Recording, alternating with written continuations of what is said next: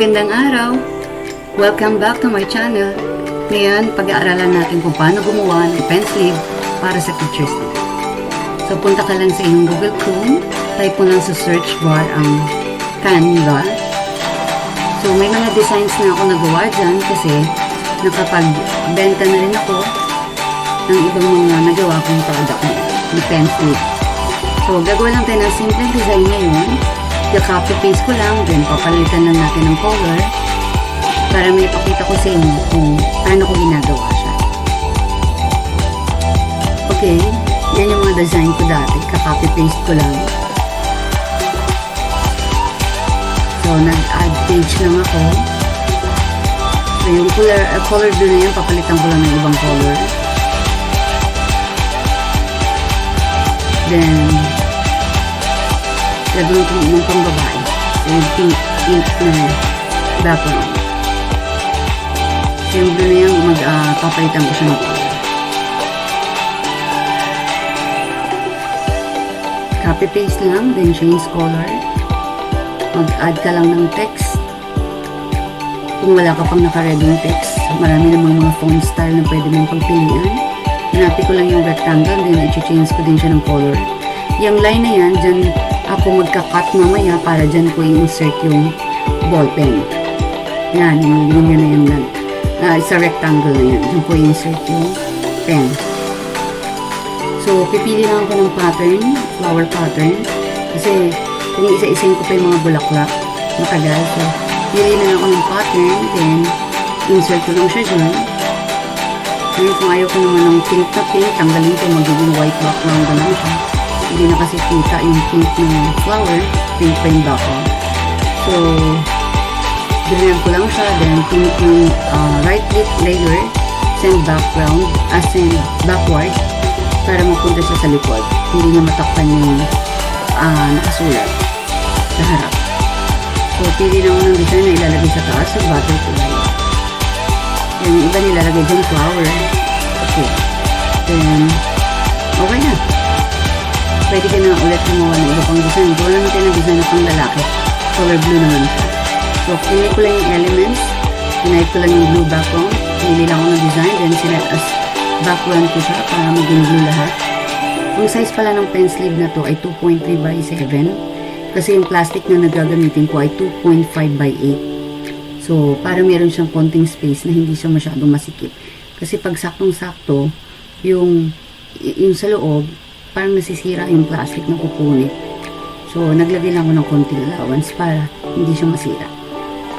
Dahil, lalo na't meron pang ballpen na ilalagay. So, hindi masisira yung plastic kung meron kang, binawasan ko ng, niliitan ko ng konti.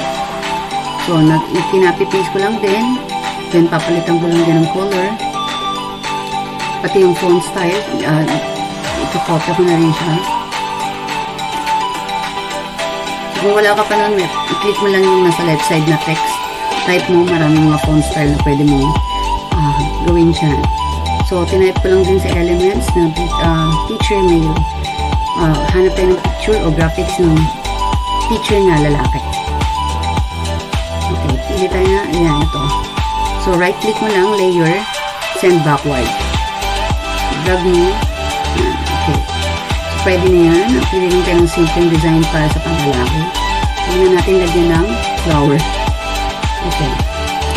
Doon lang din sa elements. Click mo din yung elements. So, nag-type lang ko ng color blue. Marami namang graphics na lalabas na dyan na pwede mong pagpilian. So, drag mo lang. Lagay mo lang doon sa pen sleeve mo. Then, lagyan natin ng star. Star na lang. Huwag ng bulaklak. So, kapag natapos mo na yung design na yan, i-click mo lang yung nasa right side, sa taas. Click mo, then download. So, mapupunta na siya yung image mo doon sa folder ng downloads mo, mga lahat ng downloads mo. Then, mag-create ka ulit ng A4 size, kasi sa A4 ko piniprint siya, A4 size na photo paper. Kung siya piniprint, pinaka-copy-paste ko lang siya para maraming mailagay doon. So, pwede naman siyang 5 or 4 na pen sleeve sa isang photo paper. Pero, mas prefer ko yung 4 lang para madali siyang i-cut. May space. Yan. So, pag na-download mo na yan, create ka na dun sa A4 size na paglalagyan mo for printing na yan. So, download mo lang din yan. Pag na-download mo na yan, yung apat na yan, pwede mo na siyang i-print. So, yung settings nung sa akin ay landscape, tapos A4 size, glossy na paper, then high. Yung output quality niya high, para maganda yung color na lalabas. So, ang ginagamit kong photo paper ay 180 GSM, yung iba 220. So, depende sa capacity ng iyong printer, kung kaya niya yung makapal na photo paper. So, sa akin 180 ang gamit ko, A4 size. Okay. So, meron akong scoring board dyan at may cutter din. Yan ang gamit ko. Kasi matalas pa siya bago. Kasi pag gunting, tumatabingi. Tabingi yung cut ko. Yan kasi meron siyang guide.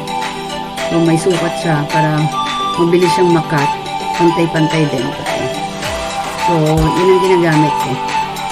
Yung scoring board na yan, ginagamit din yan sa paggawa ng envelope, paggawa ng calendar, paggawa siya ng trim lines para madali i-fold yung paper. Yan ginagamit ko. Makalas kasi yung cutter niya. Tsaka bago pa kasi. So, ganyan lang, isa-isa. Maganda naman kasi din yung yung output niya pag yun ang gamit. Okay. Tapos, ginagamitan ko din yan ng corner cutter para yung dulo niya ay hindi siya matulis. Okay. Yan. Yung corner cutting na yan. Isa-isa ko yan. Pwede naman siyang doble-doble kasi kaya naman ng mga tatlong peraso na sabay-sabay na i-cut. So, ginamitan ko siya yung cutter na yun. So, pwede na siyang i-insert yung ballpen. Yan. Ang gamit kong ballpen dyan ay 3-in-1 stylus pen na hindi man sa Shopee. So, gumamit ako dyan ng packaging na plastic na 2.5 by 8. So, tamang-tama dahil ang size ng pen sleeve ko ay 2.3 by 7. Ayan. So, yan. Pag nabalot mo na yan,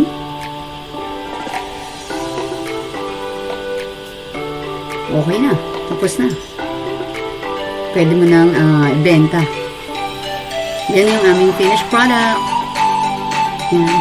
Maraming salamat po sa mga naka-avail at nakabili ng aking pen sleeve. Thank you for watching.